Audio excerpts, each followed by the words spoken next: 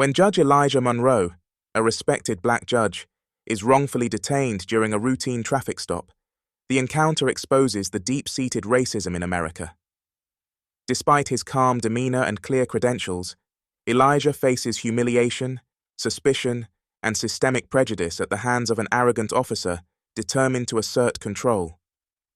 What begins as a routine stop spirals into an infuriating display of bias and abuse of power, forcing Elijah to confront not only the injustice he faces, but the larger systems that enable it.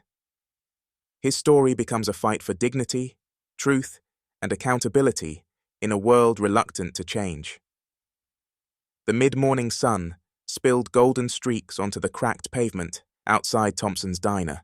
The small-town staple sat at the corner of Market and Pine, its red and white awning frayed at the edges, its neon open sign flickering against the grime-streaked window. Inside, the air was thick with the scent of burnt coffee, sizzling bacon, and the faint tang of bleach. Everything you'd expect in a place where folks stopped for no-nonsense meals and familiar faces. Elijah Monroe slipped into a corner booth unnoticed. He didn't mind. He had perfected the art of blending in. Dressed in pressed dark slacks, a soft navy sweater over a white button-up shirt, and a pair of worn brown loafers, Elijah looked like any man his age. Mid-50s, distinguished, but unassuming. His salt-and-pepper beard was neatly trimmed, framing strong features and deep-set eyes that often held more than they revealed. Elijah's morning routine rarely changed after a 6 a.m. Jog along the empty streets of Clarksfield, a town tucked away in Georgia's forgotten pockets. He liked to stop at Thompson's for breakfast. 2 eggs scrambled, turkey sausage, whole wheat toast. Predictable, just the way he liked it. Today, however, Thompson's wasn't quiet. A handful of workers from the county sanitation department huddled near the bar, swapping jokes loud enough to bounce off the old vinyl booths. Near the back, 2 women gossiped in hushed tones, their voices carrying anyway. Elijah turned his attention to his phone, scanning an article on judicial reform, more courts under scrutiny for sentencing disparities. He sighed softly, the headline a reminder of the world he worked tirelessly to balance. A world where justice didn't always mean fairness, where the color of a person's skin sometimes weighed heavier than the crime committed. "Morning, Judge Monroe." Elijah looked up to see Sally, the diner's longtime waitress, a warm smile creasing her face as she approached with a steaming mug of black coffee. "Thought you'd snuck in without me noticing." "Good morning, Sally," Elijah replied, his voice smooth and steady. He glanced up at her kindly. "You know I wouldn't dare." Sally laughed as she set the coffee down. She was in her late 60s, her hair dyed a shade too bright, but her no-nonsense attitude had earned her the respect of every regular who walked through the door. "You're too quiet. That's your problem. A man your size ought to make some noise once in a while." "I'll try harder next time," Elijah said, smirking faintly as he took a sip. "You better eggs and toast?" "Turkey sausage too, please." Sally winked. "Coming right up." Elijah leaned back in his booth, enjoying the first few moments of peace as the chatter in the diner carried on. His life didn't allow for much stillness.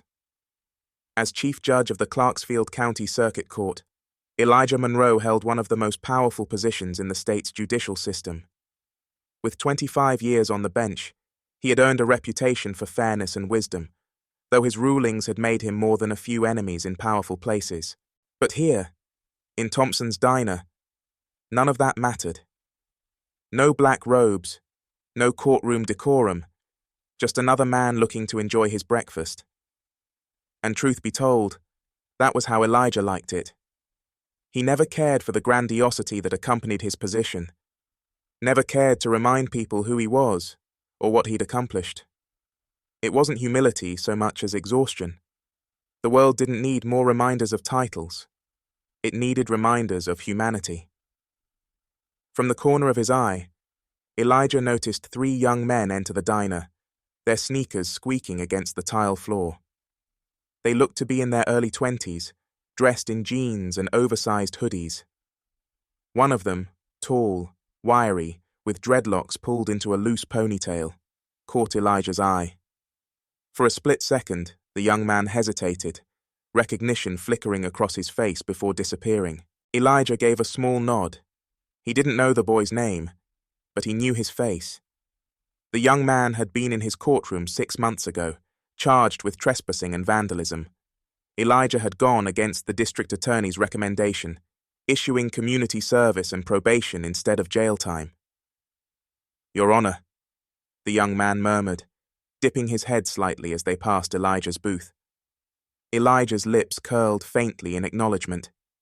He didn't expect gratitude for his decisions, just a chance for people to do better. The young men made their way toward the back of the diner, their hushed conversation blending into the hum of the room. Elijah returned to his coffee, determined to keep his peace.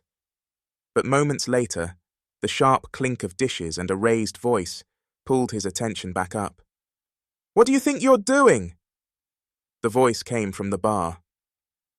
A man in his late 40s, wearing a county worker's uniform, stood with his arms crossed tightly across his chest, his face flushed with irritation. He was glaring at the 3 young men, who had just taken their seats. "We're here to eat," one of the boys replied calmly, though his voice held an edge of defensiveness. "You think this is that kind of place?" the man barked, his tone loaded with meaning.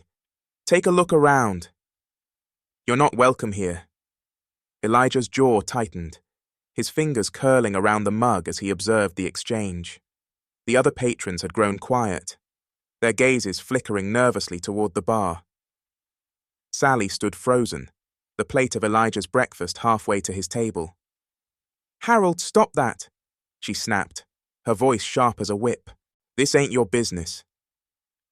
"It is my business when people like them come in here acting like they own the place," Harold shot back, his eyes narrowing. The diner fell into an uneasy silence. Elijah could feel the weight of every unspoken word lingering in the air, a tension so thick it seemed to press against his chest. People like them, the 3 young men sat stiffly in their seats, their faces carefully blank, though Elijah could see the anger simmering behind their eyes. The young man with dreadlocks, the one who had recognized Elijah, opened his mouth to speak, but the words caught in his throat. Elijah had seen this scenario play out too many times before, in countless places and countless ways. He'd seen it in his courtroom when a black teenager faced harsher sentencing than his white counterpart for the same crime. He'd seen it in boardrooms when assumptions about competence were drawn based on appearance alone. He'd seen it in his own life, even now. People like them. Sally broke the silence. "They're customers, Harold. Same as you. Sit down and mind your food before I throw you out myself." Harold muttered under his breath but backed down, shaking his head as he stomped back toward his seat. Sally shot the boys an apologetic look before hurrying Elijah's breakfast over to him, her hands trembling slightly as she set the plate down. "Sorry about that, Judge," she said quietly. Elijah shook his head, his voice calm but low. "You don't owe me an apology, Sally." She paused for half a beat, looking like she wanted to say more, but instead, she offered a faint smile and bustled back toward the kitchen. Elijah took a bite of his toast, though his appetite had waned. He could hear Harold still grumbling at the bar, low enough to stay out of earshot, but loud enough to make his point. The 3 young men sat silently in the back, their shoulders tense, eyes glued to the tabletop. For a moment, Elijah debated letting it go, staying in his booth, finishing his breakfast, leaving the fight for another day. But something about the way the boy had looked at him, the silent recognition in his eyes, pulled at Elijah. He placed his fork down, straightened his shoulders, and stood. The diner fell silent once again as Judge Elijah Monroe, unassuming and unnoticed no more, began to walk toward the bar. The diner's silence deepened as Elijah Monroe made his way across the room. It wasn't loud, just the soft shuffle of well-worn loafers against tile. but every eye followed his deliberate steps. Harold paused mid-sip of his coffee, his gaze narrowing at the figure approaching him. The three young men at the back table shifted uneasily in their seats, watching the scene unfold. Elijah stopped a few feet from Harold's stool at the counter. He wasn't a physically imposing man, but there was a quiet power in the way he stood. Straight-backed, hands resting easily at his sides. "Excuse me," Elijah said, his voice calm but resonant. "I couldn't help but overhear your earlier comment." Harold turned, his mouth tugging into a smirk. "Oh yeah, what's it to you?" Elijah's expression didn't falter. "Those young men came here to eat. You made it very clear they're not welcome. I'm asking you to explain why." A flicker of surprise passed across Harold's face, but he quickly masked it with a sneer. "Don't get all high and mighty, you don't know me." "You're right," Elijah replied smoothly. "I don't, but I know what I heard, and I know the weight of words like yours." The murmur of conversation had completely died now. Even the sanitation workers at the other end of the bar had fallen silent, their earlier laughter forgotten. Harold scoffed and gestured loosely toward the back table. "Look, I call it like I see it. Kids like that come in here, hoodies up, pants sagging, acting like they own the place. Makes people nervous, you know? It's not a crime to say what everyone else is thinking." Elijah's jaw tightened, though his expression remained composed. He glanced back at the young men, 3 sets of dark, wary eyes watching every move, and then returned his gaze to Harold. "Kids like that," Elijah repeated softly. "You don't know them either, do you? But you've already decided who they are." Harold shrugged, clearly emboldened by the growing attention. "I don't need to know them, I know the type." The words hung in the air like smoke, thick and suffocating. Elijah felt it, the anger creeping up his spine, the sharp sting of familiarity. He had heard the type his entire life, thrown like a knife at people who looked like him. It was a phrase that dismissed humanity, replacing it with something small and threatening. He took a deep breath, the calm mask slipping briefly to reveal a glint of steel behind his dark eyes. "Harold," Elijah said, his voice measured but colder now. "I've spent decades in courtrooms. I've seen every type you can imagine. Criminals, victims, witnesses, families torn apart. And do you know what I've learned?" Harold didn't answer, but his smirk faltered. "You can't judge a man by how he looks, what he wears, or where he comes from," Elijah continued. "Character isn't written on a person's skin or stitched into their clothes, but prejudice is written in how you treat them." The room felt frozen, the weight of Elijah's words settling over every corner. Harold snorted, a weak attempt to break the tension. "Prejudice. I'm just speaking the truth." Elijah's gaze didn't waver. "The truth? Or just what you've chosen to believe?" Before Harold could answer, the bell above the diner door jingled, breaking the stillness. 2 police officers stepped inside, their presence shifting the atmosphere from tense to brittle.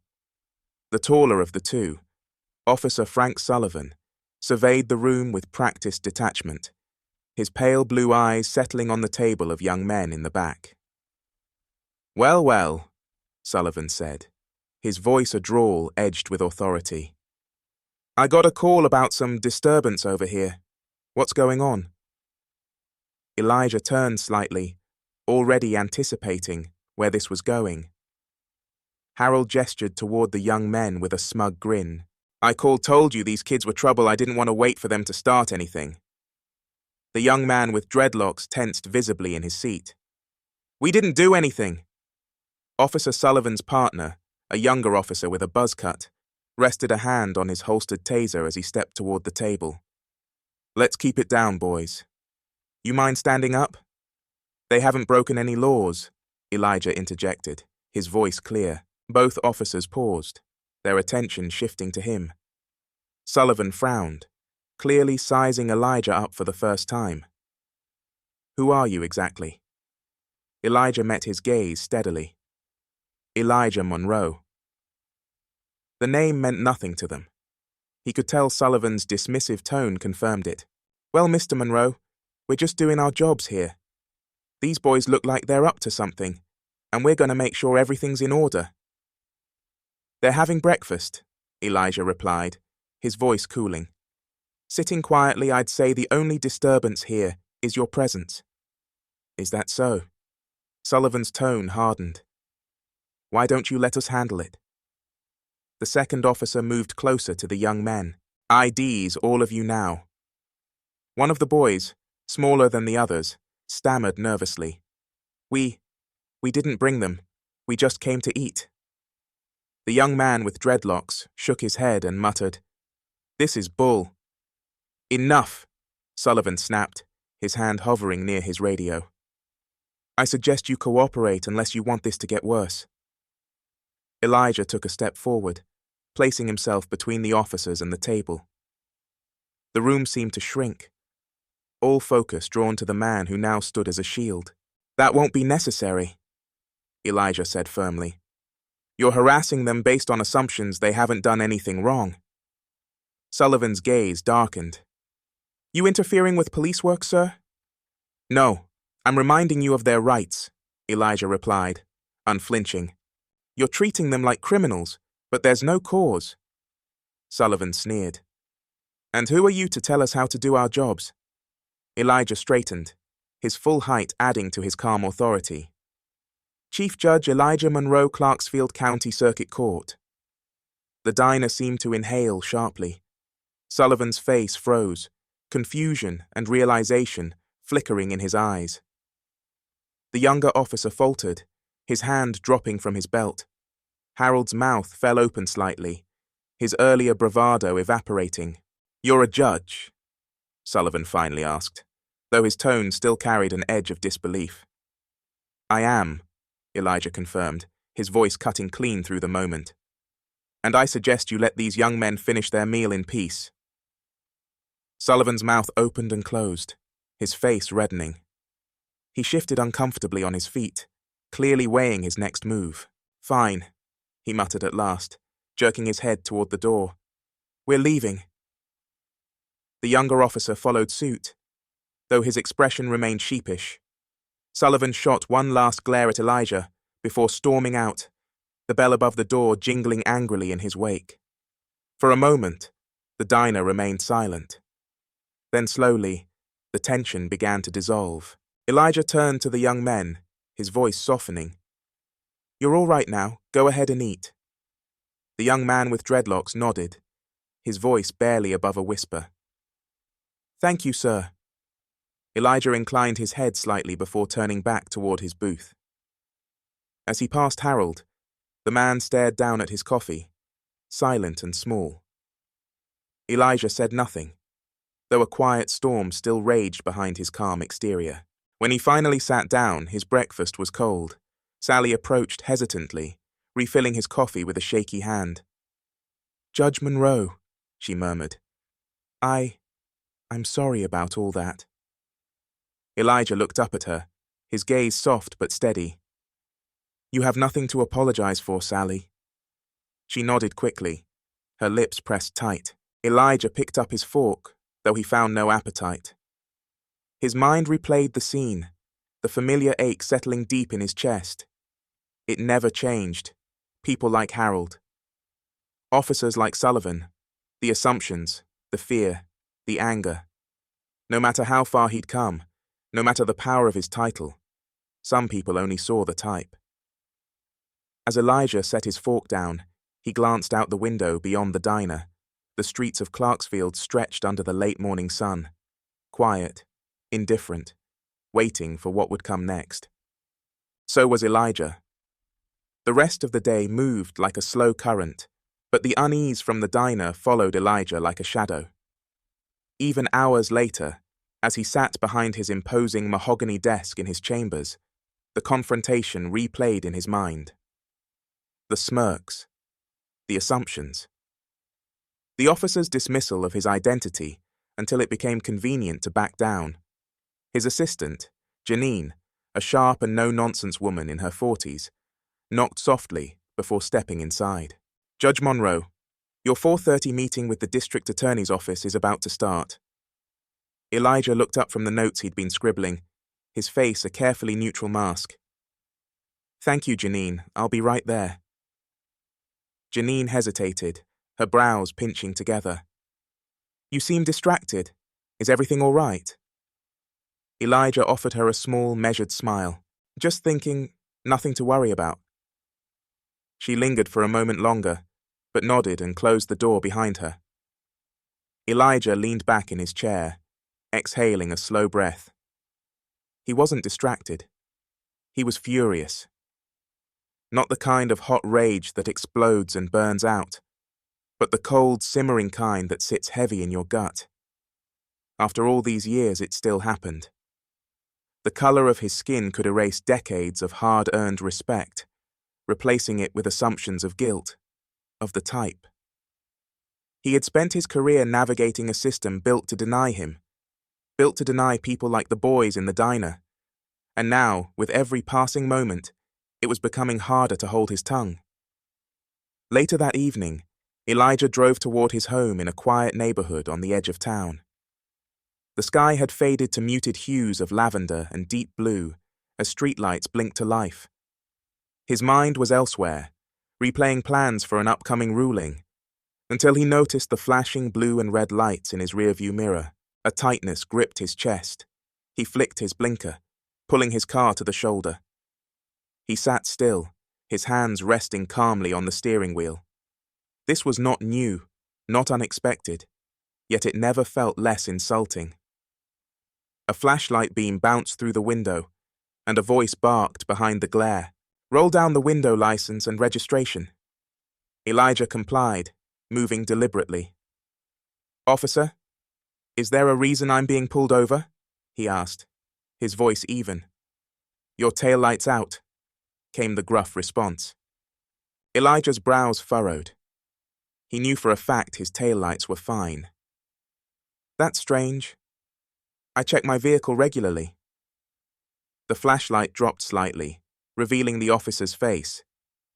It was him, Officer Frank Sullivan, from the diner earlier that day. His expression was taut with something between smugness and contempt.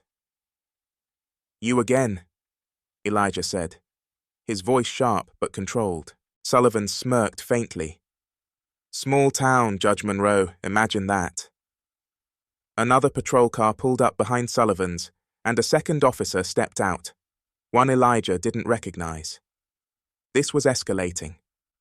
Elijah's heartbeat remained steady, but he felt the slow churn of indignation rising again. "Step out of the car," Sullivan ordered, his hand resting near his holstered gun. Elijah's grip on the steering wheel tightened. "Is that really necessary?" "It is," Sullivan said, his tone like a blade. Elijah knew how this worked. The quiet storm simmering beneath Sullivan's surface wasn't about a taillight. It was about bruised pride.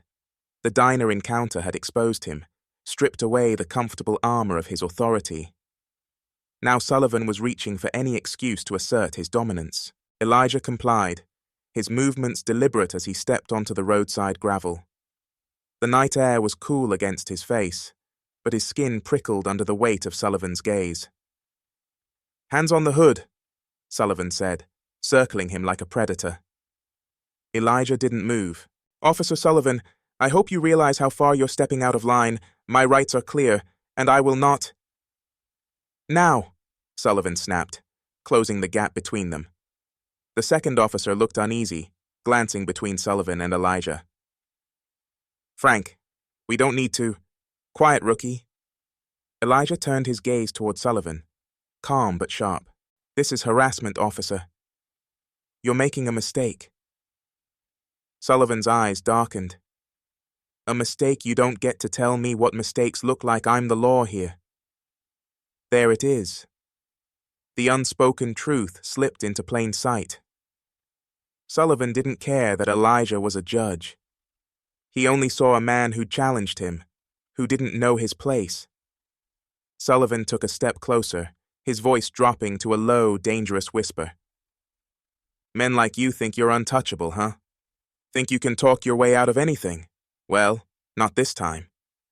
Is that what you think I am? Elijah replied softly. The quiet authority in his tone made Sullivan's expression flicker with something ugly. You're resisting, Sullivan barked suddenly. He grabbed Elijah's arm roughly, twisting it toward the car hood. The second officer flinched. Sullivan, don't! Stay out of it! Elijah stumbled slightly under Sullivan's grip but didn't struggle. His heart was pounding, but his face remained composed. The distant hum of traffic on the highway seemed deafening now, the flashing lights painting the moment in streaks of red and blue. As Elijah sat in the holding cell hours later, he leaned back against the cold, concrete wall, his arms folded across his chest. The cuffs were long gone, but their ghostly bite lingered around his wrists. He glanced at the other side of the bars, where Sullivan sat at a desk, filing paperwork with exaggerated, deliberate movements. The whole ordeal had been as petty as it was predictable. He hadn't been charged yet. There was nothing to charge him with. But Sullivan's game was clear. Keep him here long enough to humiliate him, long enough to send a message. Elijah's mind was a storm beneath his quiet surface. This wasn't just about him. It was about every person who had ever been cornered, silenced, or abused by those in power. The boys from the diner flashed through his thoughts. How many times had they faced something like this? How many others had no voice, no title to shield them? Judge Monroe. A new voice interrupted his thoughts. Elijah looked up to see Mitchell Graves, an old friend and one of the most respected defense attorneys in the state. Mitchell's tall frame filled the hallway, his gray suit impeccable even at midnight. Mitchell, Elijah said quietly, pushing himself off the wall. Mitchell's gaze burned toward Sullivan, who had the decency to look uncomfortable. Release him now. Sullivan shifted, his arrogance slipping. He was resisting. Mitchell cut him off, his voice low and furious. A judge in your holding cell over a broken taillight. Do you want to see how that plays on every news outlet in Georgia? Because I will make sure it does. Sullivan scowled, but said nothing. A minute later, the cell door buzzed open. Elijah stepped through, his back straight, his expression unshaken. Let's get you out of here, Mitchell muttered, his hand briefly resting on Elijah's shoulder. In the parking lot, the night air felt fresh, though it did little to wash away the day's events. Mitchell turned to Elijah as they approached his car. You're going to file a complaint, right? Elijah looked at him, his gaze steady. No. Mitchell blinked. What do you mean no Sullivan can't get away with this? You know that. Elijah exhaled slowly. He won't get away with it, but a complaint is a ripple I'm going to make waves. Mitchell's brow furrowed. What are you planning? Elijah's eyes turned toward the horizon, where the faintest sliver of dawn had begun to rise. The fire in his gaze burned brighter now. It's time I stop playing quiet, Elijah said softly. This isn't just about me. This is about a system that lets men like Sullivan believe they can do whatever they want, that ends now. Mitchell stared at him, a mixture of admiration and concern. Elijah, you're taking on a storm. Elijah's lips curled into the faintest of smiles. Then, I'll stand in the rain. The courthouse was quieter than usual, the kind of stillness that preceded something big. A verdict, a scandal, or a storm that no one could stop. Elijah Monroe moved through its halls with his usual measured calm, but there was something different in the air. A shift, a hum of anticipation. Janine met him just outside his chambers, her face a portrait of barely contained concern. Judge Monroe, the press is here again. They're asking questions about the incident from last night. Elijah stopped, his shoulders squared but his expression unreadable. Which outlet? All of them, Janine said, lowering her voice. Local news, statewide reporters. Heck, I think I even saw someone from Atlanta's major affiliates. Of course they were here. The story had already begun to leak, the pieces falling into place like a puzzle no one wanted to see. A judge detained overnight. Unlawful stop misconduct allegations. The details were still rumors, but rumors had a way of spreading like wildfire, especially in a small town. Let them wait, Elijah said calmly. I have a docket to clear. Judge Monroe. He cut her off with a look, though his voice remained kind. Janine, trust me. She hesitated, then nodded, her lips pressed into a tight line. Yes, sir. The courtroom buzzed with whispers as Elijah entered, his black robe settling heavily around his shoulders. People turned, their gazes lingering longer than usual, no longer subtle as they murmured theories to one another. Even his court clerks exchanged uneasy glances before refocusing on their tasks. Elijah took his seat at the bench and surveyed the room. Attorneys shuffled their papers nervously. Defendants avoided his gaze. The weight of Sullivan's petty, calculated humiliation clung to him like smoke, lingering where it wasn't wanted. He knew that for many, his overnight detainment was confirmation of something, a stain. Proof of all the assumptions people were too polite to say aloud. He straightened his back, refusing to shrink beneath the eyes. Call the first case. The morning proceeded, but the unease never left. By midday recess, Elijah stood in his chambers staring at the phone. Mitchell's voice from the night before echoed in his head. You're taking on a storm. And he was. But storms didn't scare Elijah Monroe. He picked up the phone and dialed a number he hadn't used in years. Mitchell arrived at Elijah's office that evening, looking exhausted, but sharp as always. You've got people talking, Elijah, he said as he dropped into the chair opposite Elijah's desk. The media's sniffing for blood, and you've got Sullivan doubling down on his version of events. Elijah's jaw tightened slightly. What's he saying? That you resisted, that you were combative. He's already covering his tracks, making it look like he was justified. Mitchell sighed, rubbing a hand over his jaw. Elijah, this could get ugly. You know how these stories go. If they twist it, if they make you the aggressor, it'll be open season. I know. Mitchell frowned, leaning forward.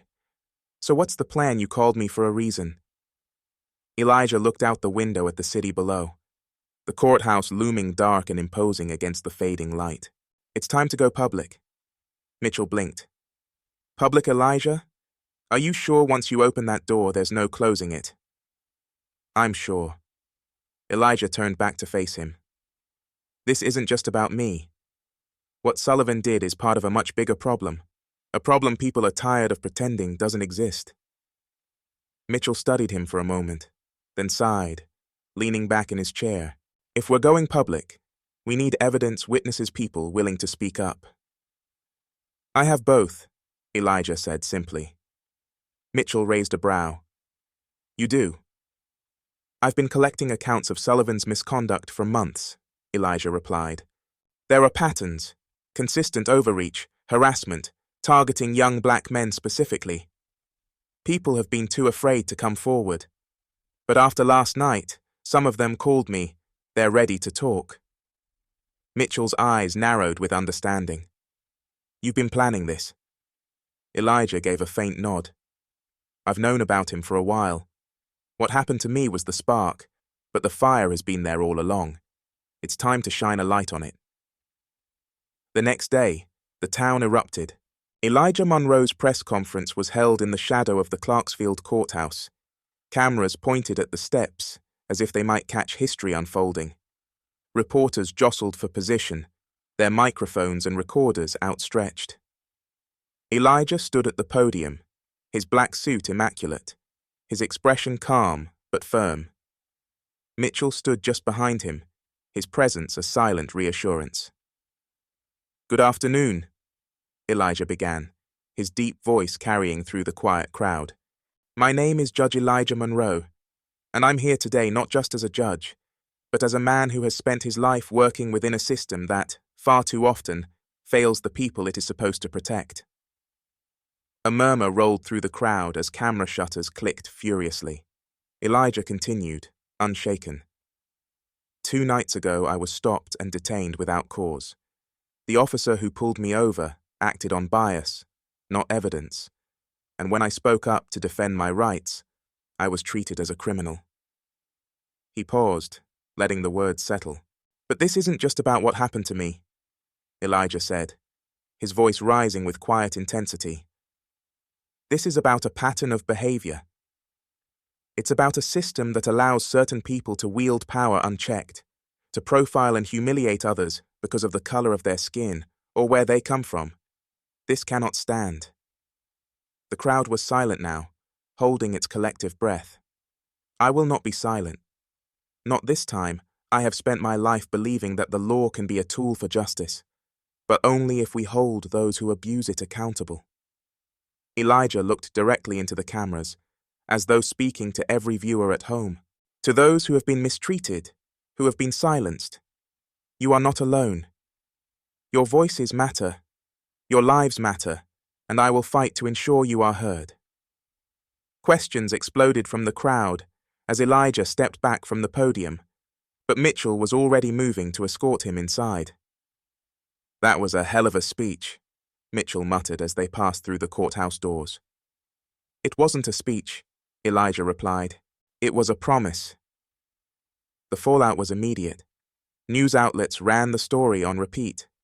Clarksfield judge accuses local police of systemic misconduct. Sullivan's name was plastered across headlines, though his department quickly went into damage control mode. The sheriff issued a terse statement claiming a full investigation would be conducted, but Elijah knew what that meant. Delay, deflect, deny.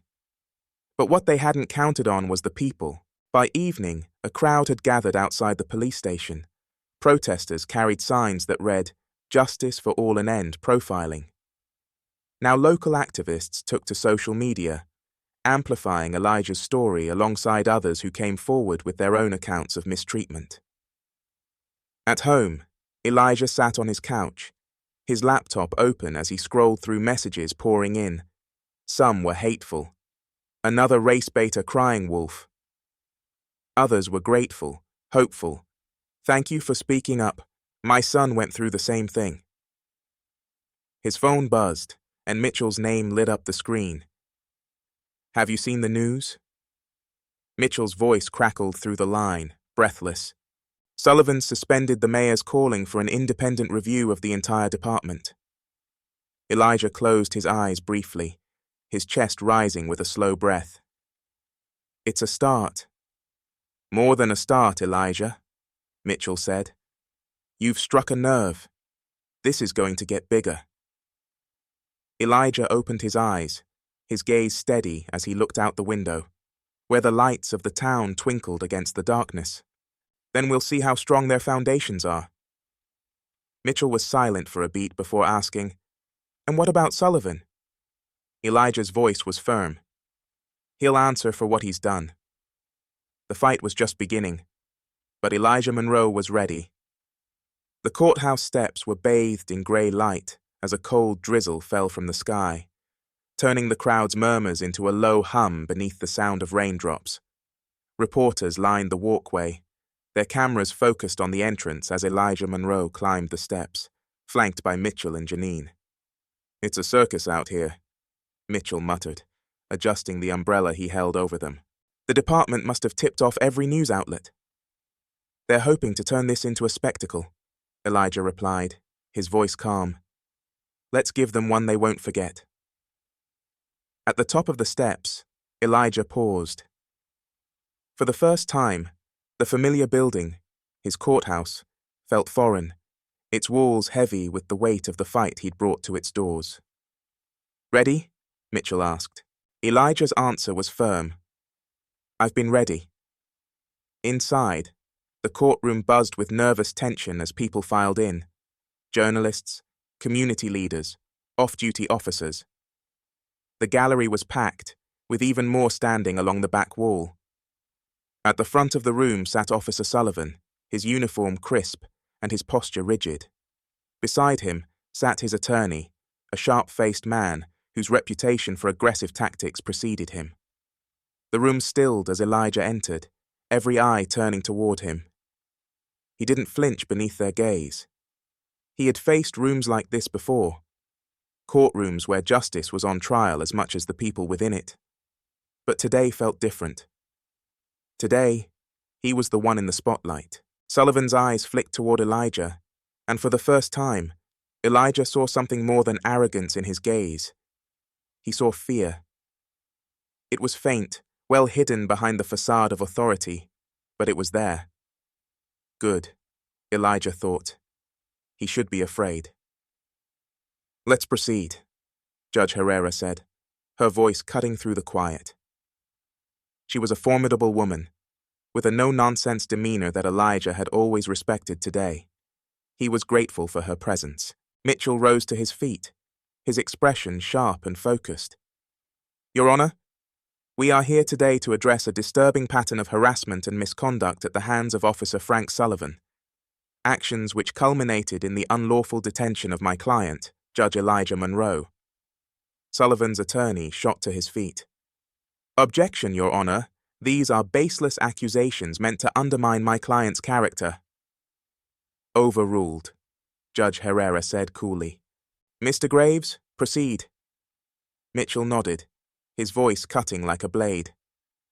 "Officer Sullivan's actions were not isolated incidents, but part of a systemic abuse of power, one that targeted individuals based on race and assumptions of guilt.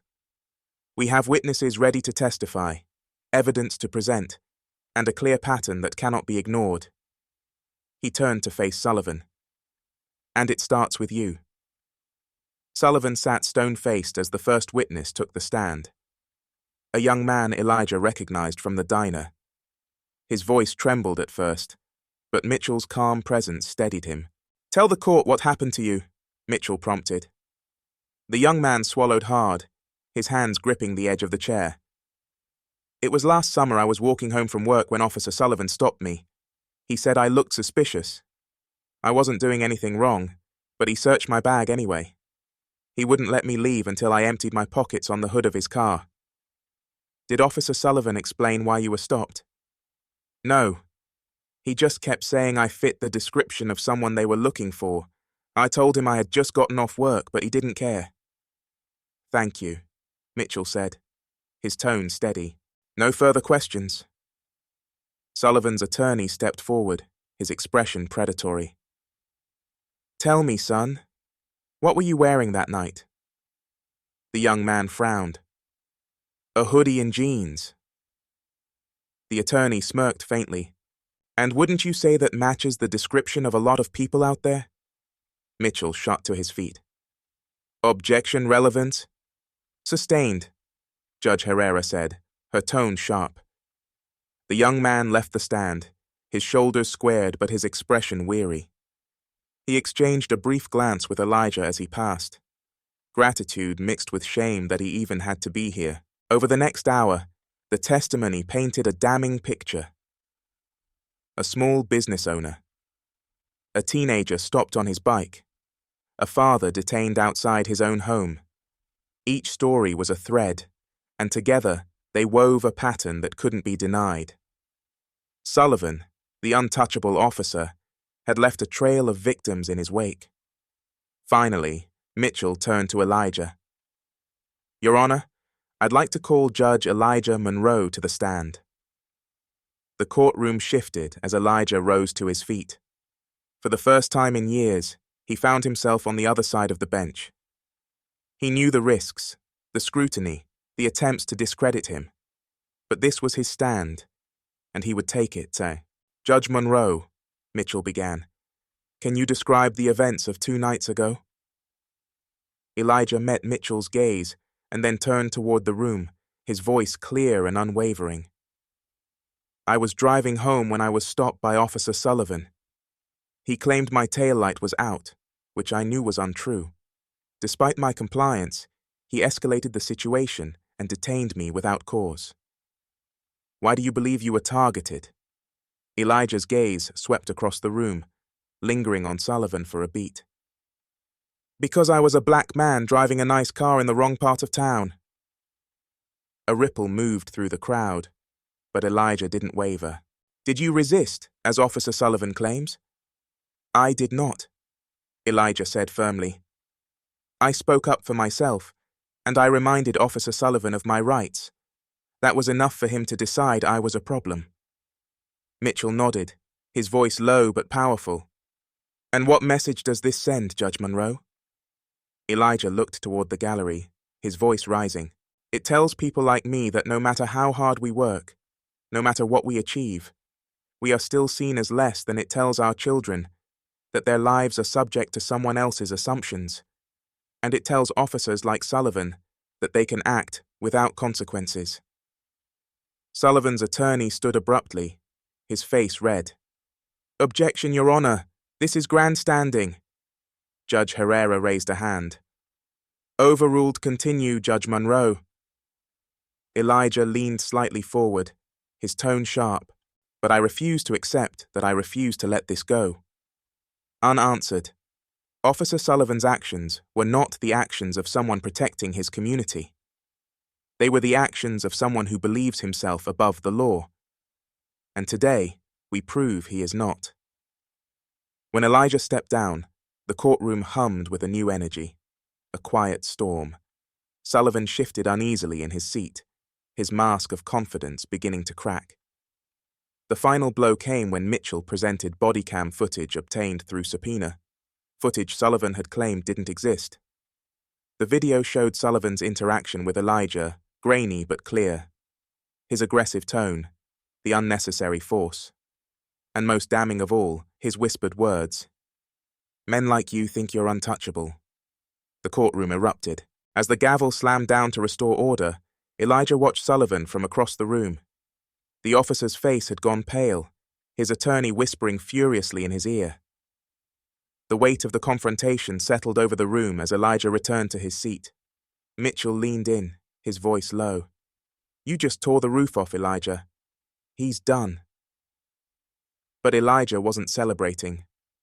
Not yet. Because he knew the system, knew how it twisted, how it resisted change. Exposing Sullivan was just one battle in a much larger war. Judge Herrera addressed the room, her voice carrying over the murmurs. This court will reconvene tomorrow to determine next steps, Officer Sullivan. Until further notice, you are suspended from active duty pending review.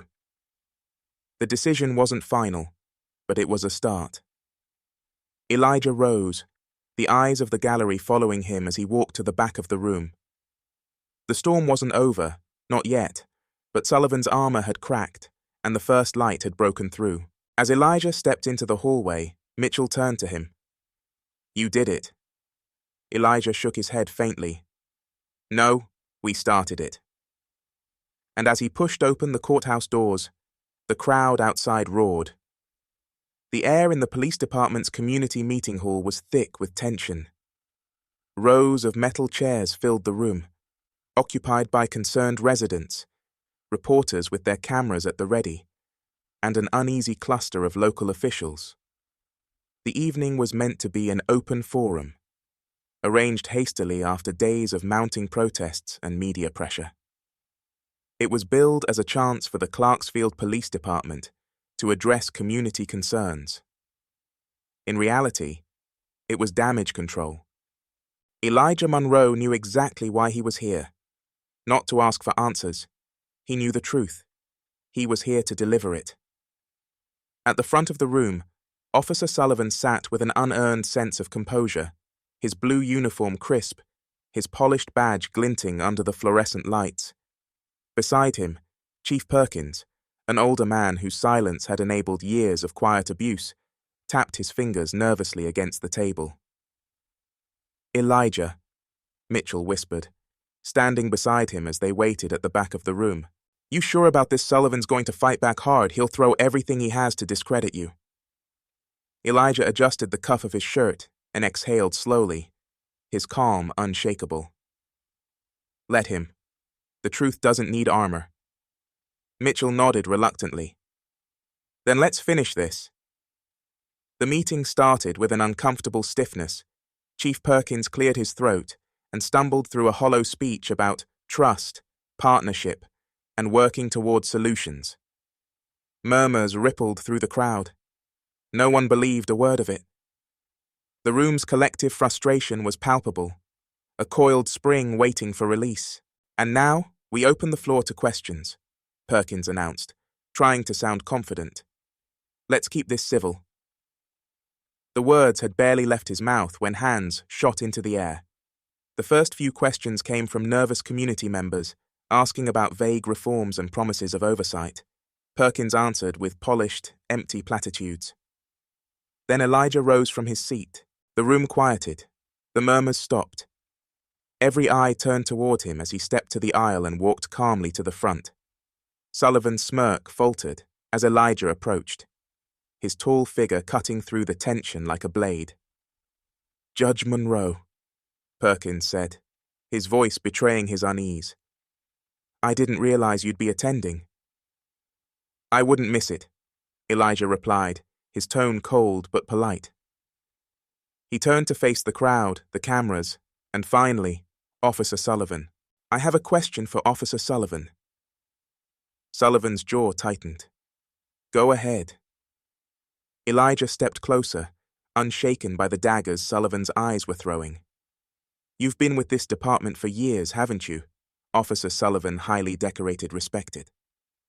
That's correct, Sullivan said, his voice clipped. Elijah tilted his head, his gaze unwavering. Tell me, in all those years, how many stops have you made based on a broken taillight?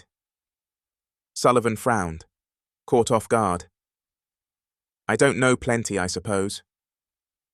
Plenty, Elijah repeated softly. And how many of those stops escalated into unlawful detention? Sullivan's glare sharpened. I don't know what you're implying. I'm not implying anything, Elijah interrupted, his voice firm, rising just enough to cut through Sullivan's attempt at control. I'm stating facts 2 nights ago. You stopped me without cause. You accused me of resisting when I asserted my rights, and you detained me with no evidence. Only your assumptions. The crowd murmured, the weight of Elijah's words settling over the room. Sullivan shifted in his seat, clearly trying to keep his composure. That's not how it happened, Sullivan said tightly, but his voice lacked the confidence it carried before. You were combative. You refused to cooperate. Elijah turned to face the crowd, his voice steady. Is that what he told you? That I was combative? That I was dangerous? He looked back at Sullivan. You claimed my taillight was out, but we both know that wasn't true. What was the real reason you stopped me? Sullivan's lips thinned into a hard line. You're twisting this. I was following protocol. Protocol? Elijah's voice rose, carrying across the room. Is it protocol to stop people based on nothing but your own prejudices? Is it protocol to silence anyone who dares question your authority? I did my job, Sullivan snapped, slamming his fist on the table. The sudden outburst silenced the room. The carefully constructed mask of calm shattered, and for the first time, Sullivan's true nature seeped through. Elijah took a step closer, his eyes locked onto Sullivan's. Your job. Tell me, Officer Sullivan, was it your job to stop that young boy last summer? The one walking home in his work uniform? Was it your job to make him empty his pockets on the hood of your car while people watched? What about the father detained outside his home? Or the business owner who filed a complaint you buried? Sullivan's face paled, his hands gripping the edge of the table. You don't know what you're talking about. I know exactly what I'm talking about, Elijah cut him off, his voice ringing with quiet power. I've spoken to them. I've spoken to the people this department has ignored, harassed, and humiliated. The people who couldn't fight back because they didn't have the power. But you made a mistake when you stopped me. Officer Sullivan. He leaned forward, his voice dropping just enough to make the room hold its breath. You picked the wrong man to target. Sullivan's attorney stood abruptly, pointing a shaking finger at Elijah. This is a witch hunt. Judge Monroe is grandstanding. This is an attempt to undermine our officers. Elijah turned, unbothered, and spoke to the crowd instead. Undermine or expose. Because the truth is simple. Officer Sullivan believed he was untouchable. He believed he could stop me, humiliate me, and no one would care. And I'm standing here today because that belief is built on a system that protects people like him at the expense of everyone else. Chief Perkins tried to interject, his voice frail against the rising storm. Judge Monroe, please. Elijah raised his voice, his tone carrying over Perkins' weak protest. This is not just about one man. It's about the culture that allows this to happen. It's about how silence lets corruption thrive. He turned back to Sullivan, who now looked small despite the uniform. And I won't be silent anymore. The crowd erupted. Shouts of agreement mixed with applause, while others called for accountability. Reporters leaned forward, their cameras fixed on Sullivan as he looked to Chief Perkins, searching for support that wasn't there. The chief's face was pale, his composure crumbling under the weight of the moment. Mitchell moved beside Elijah, speaking quietly. That was one hell of a move, Elijah. Elijah didn't smile. His gaze remained steady as he looked out at the crowd, at the faces of people who had been ignored for far too long. It's not over yet, he said softly. But we've made them listen. Later that night, as Elijah stepped into the cool darkness outside, the crowd from the meeting had spilled into the streets. They weren't leaving. They were gathering. Signs were raised high, chants rippling through the air. No justice, no peace. Elijah watched for a moment, feeling the energy in the crowd like a fire. Then he heard Mitchell's voice behind him. You forced their hand, Elijah. This doesn't end here. You know that, right? I do, Elijah replied, his voice calm but resolute. But this is a beginning. Mitchell frowned. And Sullivan? What happens to him? Elijah's gaze lingered on the crowd. That's up to the system now, but this time, we're watching. The sound of the chants carried into the night, the movement growing, spreading. The confrontation was over, but the fight had just begun. And as Elijah stood on the steps, silhouetted against the rising voices of a town that had finally been awakened, he knew one thing. The silence had been broken, and there was no going back. The sun was just beginning to rise, casting a soft golden glow over the quiet streets of Clarksfield. The echoes of the night's chants still seemed to hum faintly in the air as Elijah Monroe stood on the steps of the courthouse.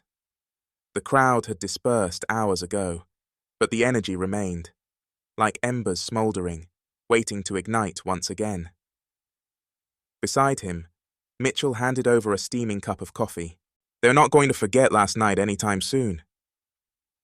They shouldn't, Elijah replied, his voice calm but heavy with exhaustion. He took a sip, letting the warmth settle him. Not this time. Mitchell nodded, surveying the quiet streets. Word's spreading fast. Sullivan's suspension is already making headlines. The mayor's office just announced an independent investigation into the department, and the state attorney general is involved now. Elijah's jaw tightened slightly, but his eyes didn't waver. It's a start. That's more than a start, Mitchell said, a faint smile tugging at his lips. This wouldn't have happened if you hadn't pushed. Elijah turned to face him. If we hadn't pushed, he corrected. This isn't about me. This is about everyone who came forward, everyone who refused to let it go. The news of Officer Sullivan's suspension sent ripples through Clarksfield. For the first time in years, people began to believe that the system, long seen as an unshakable wall, was showing cracks. Local media outlets ran stories of the growing investigation with headlines like, Clarksfield Police Under Fire for Systemic Misconduct. But it wasn't just the news that had shifted. The community had changed too. On the courthouse lawn, clusters of protesters lingered. Among them were familiar faces, Young men who had been targeted by Sullivan, parents who'd watched their children humiliated, and small business owners tired of being ignored. Their signs read, "Justice for all," and "We will not be silent." For Elijah, those faces were the real victory. 3 days later, Elijah sat in his chambers, sorting through a growing pile of letters and emails. Some were supportive, thanking him for standing up, for breaking the silence. Others were hateful, filled with venomous accusations and thinly veiled threats.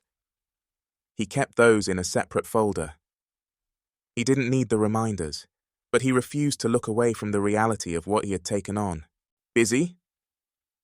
Elijah looked up to see Janine peeking through the door, a soft smile on her face.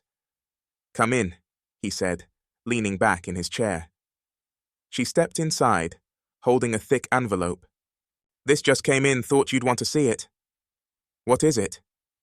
"An official statement from the police department, Sullivan's resignation." Elijah paused, letting the weight of the words settle. "Resignation?" Janine nodded. "Looks like he didn't want to wait for the investigation to run its course. The pressure got to him. They say it's voluntary, but no one's buying that." Elijah let out a slow breath, his mind racing through the implications. Sullivan may have escaped formal consequences for now, but his career was over. He was exposed. The system that protected him for so long had finally cracked under the weight of truth. "Good," Elijah murmured. "One less man who thinks he's above the law." Janine hesitated, then asked softly, "Does it feel like a win?" Elijah considered her question for a moment before answering. "It feels like a beginning." In the weeks that followed, the town of Clarksfield began to shift in ways both big and small. The independent investigation uncovered years of buried complaints, patterns of bias, and records that had been conveniently ignored. Sullivan was just the beginning. Other officers were suspended or placed under review. Chief Perkins announced his retirement, for health reasons, though everyone knew it wasn't voluntary. Community meetings turned from tense standoffs into real discussions. The voices that had been silenced for so long were now at the forefront, demanding change, and being heard. New oversight committees were formed, led by a mix of community leaders and legal professionals, to hold the police department accountable. Elijah watched it all unfold, both as a participant and an observer. He attended meetings, listened to concerns, and offered his voice where it was needed. But he also knew when to step back, letting others carry the torch. This wasn't about him. It was bigger than that. One evening, he found himself at a small cafe, meeting with the young man who had testified at the forum. The boy, David, looked nervous but determined. "I wanted to say thank you," David said, fiddling with the rim of his coffee cup. "For everything I didn't think anyone would listen to us." "They were always listening," Elijah replied gently. "They just didn't want to hear you. That's what needed to change." David nodded, his gaze steady. "I've been thinking about going into law school. I want to help people the way you did." Elijah felt a rare smile tug at his lips. "Then you should. The world needs more voices like yours." Despite the progress, Elijah knew the fight wasn't over. There were still pockets of resistance, people who dismissed the movement as a witch hunt, officers who grumbled about being unfairly scrutinized. Even some members of the judiciary avoided him now, unwilling to accept the truth he'd forced them to see. One morning, Mitchell found him in his office, sifting through court case records. "Working again? I thought you'd take a break after all this." Elijah didn't look up. "No breaks, Mitchell. There's too much to do." Mitchell leaned against the doorframe, studying him. "You've changed. You know you're different." Elijah paused, finally looking up. "How so?" "You've always believed in the law, Elijah, but now you're willing to fight for it in a way you didn't before. You're not just upholding the system, you're challenging it." Elijah's expression softened. "Because the system isn't perfect, Mitchell. And pretending it is doesn't fix anything. Mitchell grinned faintly. And here I thought you were just a quiet judge with no appetite for trouble. Trouble finds you when you're doing the right thing, Elijah said simply. Months later, Clarksfield was no longer the same town. The investigation into the police department led to new policies, new leadership, and a renewed focus on accountability. Officers who remained underwent rigorous retraining, with input from community leaders and advocates. Trust wouldn't be rebuilt overnight. But the first stones had been laid.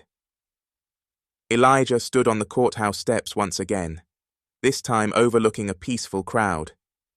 People were talking, shaking hands and offering quiet smiles of relief. The fight wasn't over, but hope had returned. Janine approached, a soft smile on her face. They're waiting for you to say something. Elijah exhaled, looking out at the people who had made this moment possible.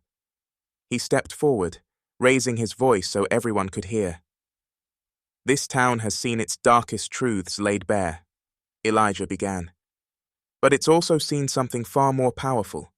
What happens when people refuse to stay silent? What happens when we demand accountability, justice, and change? This is just the beginning, but it's proof of what we can accomplish when we stand together. The crowd applauded, their cheers echoing across the streets. Elijah stepped back, his heart full but his resolve stronger than ever. As he turned to walk back inside, Mitchell joined him. What now, Judge Monroe? Elijah smiled faintly, the weight of the months easing from his shoulders. Now we keep going, one case, one fight, one truth at a time. The story didn't end here. Change never did. But for Clarksfield, and for Elijah Monroe, it was the start of a new chapter. A chapter of hope, resilience, and the unwavering belief that justice, no matter how hard won, was worth fighting for. Months had passed since Elijah Monroe stood on the courthouse steps and spoke to a town ready to listen. The echoes of that moment rippled outward, reaching far beyond Clarksfield. For Elijah, the storm that had begun with a single traffic stop had forced him to look deeper, not only at the system he had devoted his life to, but at himself. He sat now in his chambers, the familiar quiet surrounding him. Sunlight streamed through the tall windows, casting soft light on the wooden shelves lined with law books and framed photos. The space, which once felt like a sanctuary, now carried a new weight. He leaned back in his chair, looking over the documents on his desk. Updates on the police department's reforms, a report on the Oversight Committee's progress, and letters from young law students who'd found inspiration in his story. He picked up one of those letters, his fingers brushing over the paper. Dear Judge Monroe, it began. Your courage gave me hope I've always dreamed of practicing law, but I didn't think someone like me could make a difference. Watching you stand up for justice taught me that one person's voice can change the world. Thank you for reminding me that the law belongs to all of us. Elijah set the letter down, his chest tightening. For years, he had believed the system could heal itself, that with enough patience and diligence, justice would prevail. But his experience with Officer Sullivan had been a painful revelation. The system wasn't infallible, it was flawed, vulnerable to the same prejudices and corruption that plagued society, and those flaws would remain, unless someone challenged them. For Elijah, that challenge had been the turning point. The events of the past months had tested him in ways he never expected. Elijah Monroe, the quiet judge who once preferred to let his decisions speak for themselves, had become a symbol of accountability. But it hadn't come easily. He had faced scrutiny, resistance, and even threats. Some of his peers whispered that he'd gone too far, while others avoided him entirely. Yet Elijah had changed. He was no longer content to uphold the system from behind the safety of his bench. He understood now that real change required stepping into the fire, risking comfort, reputation, and safety. His ordeal had also forced him to confront the anger he'd buried for years, the frustration of being seen as less than, despite his achievements. The quiet humiliations endured in boardrooms, hallways, and streets. But instead of letting that anger consume him, Elijah had turned it into something stronger: resolve. He no longer doubted his purpose. Clarksfield had become a microcosm for something far larger than itself. The exposure of Officer Sullivan and the systemic failures that protected him ignited conversations across the state. News outlets highlighted other towns grappling with similar patterns of discrimination, forcing police departments and local governments to take a hard look at their practices. Reforms in Clarksfield became a model for others: independent oversight committees, mandatory bias training for officers, and policies emphasizing de-escalation and accountability. Critics called it a band-aid, but Elijah knew better. Change didn't happen all at once. It started small and grew stronger when people refused to turn back. More importantly, the people of Clarksfield changed.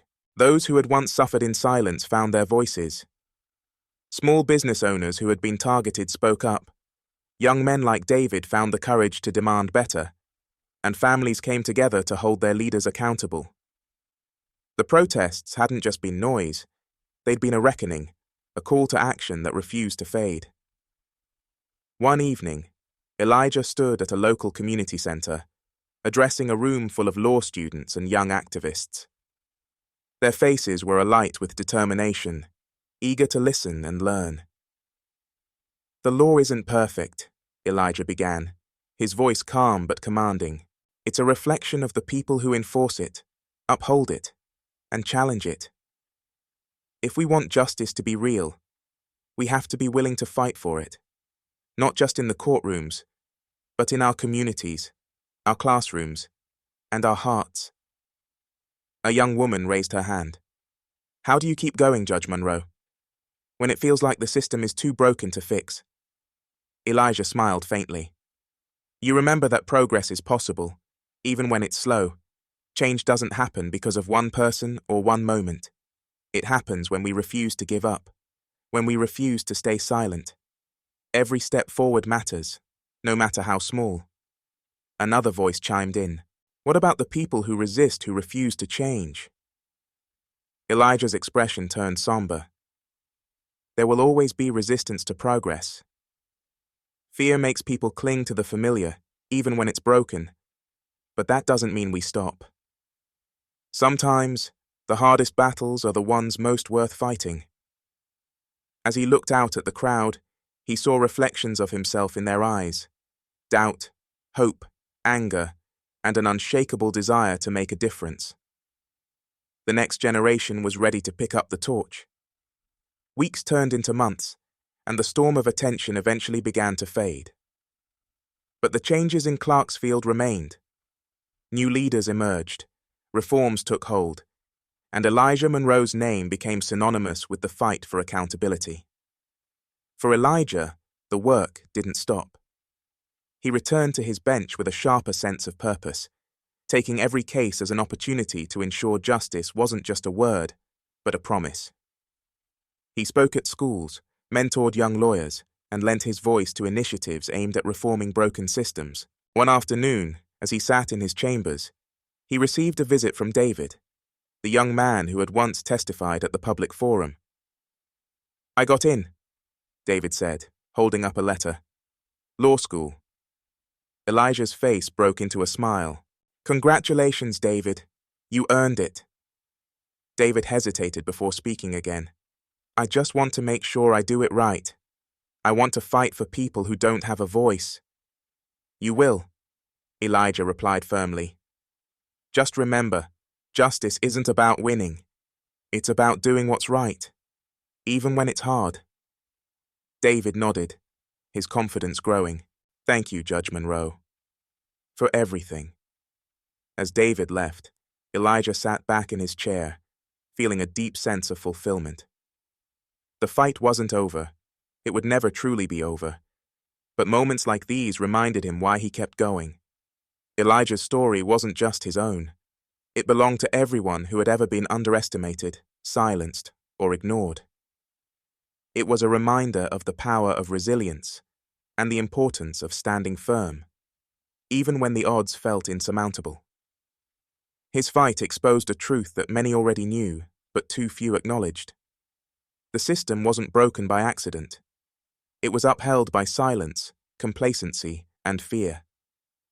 And breaking that silence, challenging the comfortable, is what made change possible. To anyone listening, Elijah's story carried a clear message. Stand up, speak out. Refuse to accept the unacceptable. On a quiet evening, Elijah walked through his neighborhood, the streetlights casting long shadows on the pavement. The air was calm, but he knew the storm would come again. There would be more fights, more challenges, and more people like Officer Sullivan, who clung to power they didn't deserve. But Elijah wasn't afraid. He had seen firsthand what happened when people stood together, when voices rose in unison to demand something better. As he turned the corner, he spotted David and a group of young activists gathered under a street lamp, talking, planning, ready to take on the next battle. Elijah smiled softly, his heart full. This was the beginning of something greater, and as long as he could stand, Elijah Monroe would be ready to fight. The story of Elijah Monroe isn't just a story of one man. It's a story of courage, justice, and the belief that progress is worth the struggle. It's a call to all of us to challenge the systems we inherit and to demand a world where dignity and fairness are not privileges, but guarantees. Because change doesn't happen by waiting. It happens when we refuse to look away. And it begins with us.